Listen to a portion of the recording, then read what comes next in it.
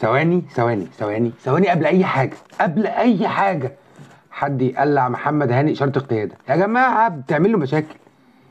فعلا اشاره القياده بتعمل هاني مشاكل، لازم حد يقلعها له.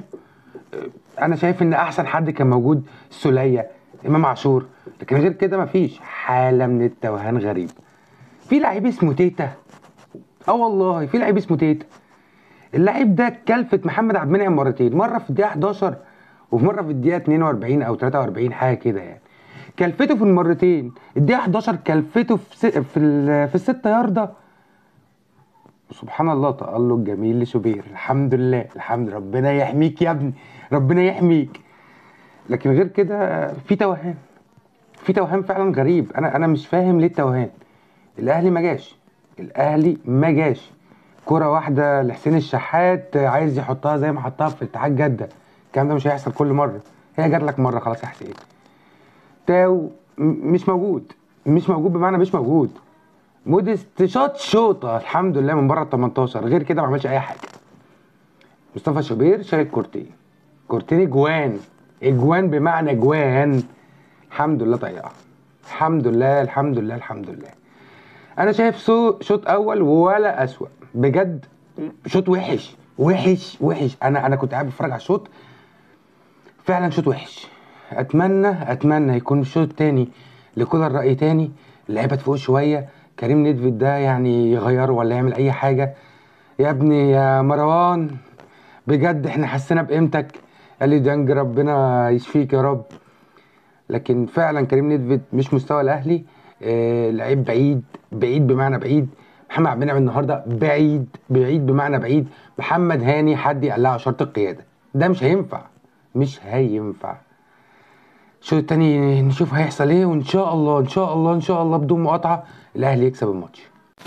الاهلي بلقمه وحته جبنه بيفوز على مديام الغاني بعد شوط اول وحش جدا للاهلي. وانا زي ما قلت كده الاهلي ما جاش، لان حسين الشحات في الدقيقه 48 يحرز الهدف الاول والوحيد في المباراه عن طريق شيبس ثرو عالمي عالمي ما يعملوش غير عمرو السوليه لمودست. مودست تريحه عالميه لحسين الشحات اللي بيركنها بشماله في الجون، لا تصد ولا ترد. لكن في كام نقطه كده حصلت في الماتش غريبه. يعني انا كاتب دلوقتي ان في مشهد غريب، كان في 7 لعيبه من لعيبه الاهلي و3 لعيبه من لعيبه مديام الغاني، والمهاجم بيشوطوا يعني في محيط متر ما فيش حد بيلمسه. هو في ايه؟ ليه الطريقه دي في اللعب؟ خلينا مثلا نتكلم على كوره بتاع كريم نيدفيد. كريم نيدفيد انا ما فهمتش هو اتصاب امتى، يعني ما فهمتش هو اتصاب ازاي. ونزل رامي ربيعه لعب ديفندر، ماشي، رامي ربيعه بيحب يعرف يلعب ديفندر. وموديست طلع ونزل وسام ابو علي اللي شكله بيقول هيقول. وسام ابو علي شكله بيقول هيقول. فعلا مهاجم من طراز قوي جدا، سريع مهاري، هيدر رائع. انا شفت له كورتين، اي نعم كان في مفيش توفيق، بس غريبه من فريق مديام الغاني. هوب رأسية، مصطفى شوبير يطلع الكرة ترجع تاني تيجي في القائم الايسر وتطلع. الحمد لله فوز الاهلي 1-0.